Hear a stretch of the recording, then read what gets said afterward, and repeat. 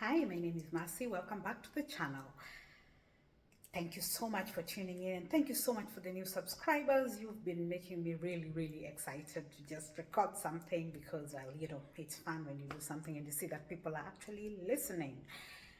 One of the things that I noticed a lot on social media, because as you can tell from my other posts, I spend way too much time there.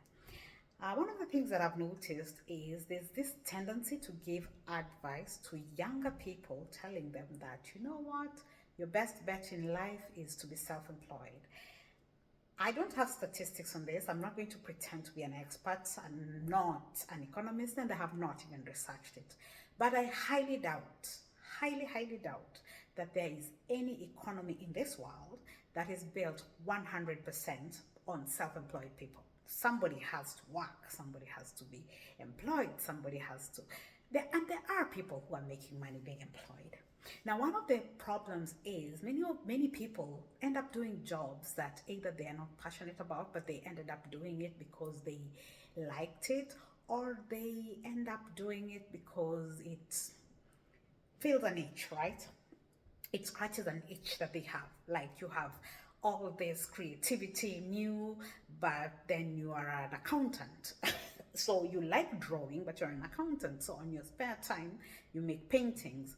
That's what some people end up doing. But then there are people who actually turn these passions into profit, you know, just keeping their day job, but then having something else that they do that just makes them happy, something else that they do, and it can grow into a business. They can end up even leaving their jobs.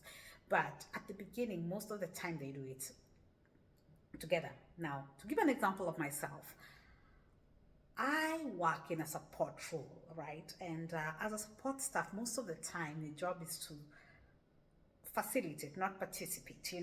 You're there to make things happen. However, I have this itch for being, I don't know, I have main character syndrome, I guess. I like being out there. So what do? I host networking events where I'm the MC, and I really love doing that. I have this channel, another outlet for me, and these are things that keep me sane. They don't luckily for me, they don't take up too much of my time, and potentially they are a source of income. So it's a great thing to have your passion do something for you other than just be your passion and something you like. However, lately I have been meeting quite a few people who have jobs that they are very that they love, but then they also have something else that they do that they're very passionate about. And I think I've been so lucky because I've met three men, two women who are awesome in their side jobs, and I've managed to convince some of them to have an interview. So I will be posting the interviews. I've already interviewed one. As at the recording of this video, I've already interviewed one, and I will be interviewing another one um, in the next coming days. What somebody needs to be careful of, you will get these tips from all the others. They will tell you what they consider important to think about if you decide to follow your passion. For me, from my side, I would say the first thing that you need to think about is there a conflict between what you want to do and what you're doing logically? Like for example, does your job conflict with what you want to do? It's always easier to get into a hustle which is connected to what you do, because then it's not too much deflection. Like as an assistant, I do organize retreats and events and conferences. That's part of my job. But then, does my organizing events personally interfere with this? Does it clash? Is there a conflict? So that is one of the things that I have to think about. For example, I couldn't do the networking events and feel okay working in a HR department, because quite a few people who come for those events. They are networking for jobs and things like that. And then I would feel like, you feel like you kind of owe people favors because they paid to come to your event. Now, it's one thing to work in HR and I'm attending an event and everybody is there and knows that I'm in HR. That's different. But if people are paying to come to my event, it would. I feel like there was a conflict of interest. I'm not sure if there's one. I've never worked in HR. I don't know what the rules are, but I feel like that would be something I would be uncomfortable with. Another one that I can think of is probably just, for example, working at the tax office and doing people's taxes. I don't know.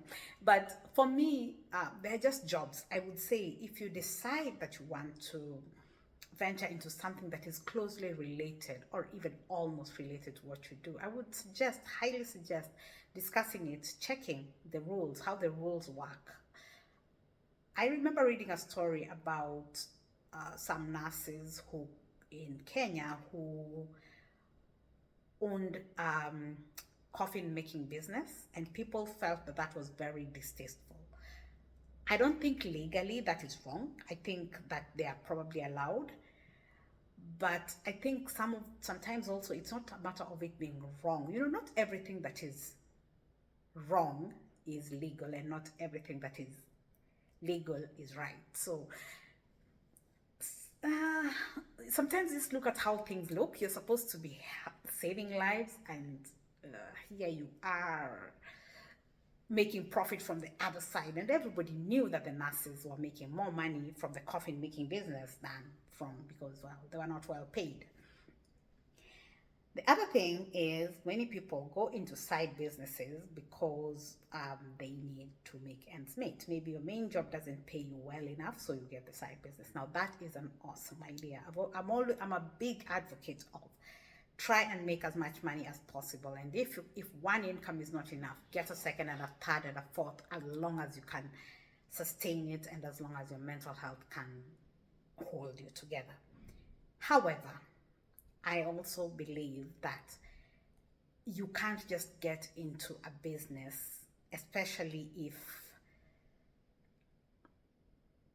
it's very demanding, if you don't feel like you really want it. It needs to be something that I think you really need to want it.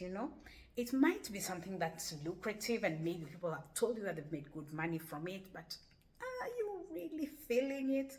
If you already have to have a job that you do not feel like is fulfilling you, why do you want your side business to also be another thing that's not fulfilling you?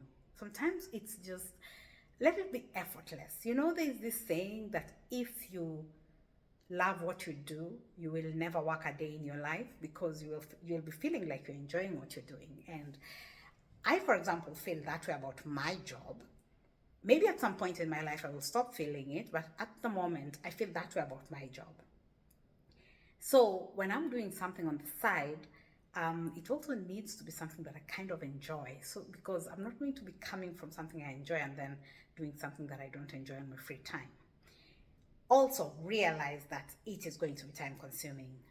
If, for example, you're a parent or you're married or things like this, just make sure that your children, your spouse are not ignored in the quest for looking for this extra venture, because sometimes we tend to be too ambitious and a bit selfish. So let's just make sure that you discuss it with your family and they know. Now, if you start doing these things when you're still young and single or you're older and your children have moved out, then it's fine. You just need to discuss it with yourself and see if you want to do this. But then also just make sure that every stakeholder in your life knows and is supportive, because the more they're supportive, the better it is. Like now, my daughter, for example, helps me a lot when I'm packing my things for the events and preparing them and things like that. And she's actually been really helpful with flyers and just giving me ideas of what I can do, because she's a little bit liking graphics and things like that. Okay, all this to say that in the next few weeks, I will be interviewing a few people who have passions and they also have businesses.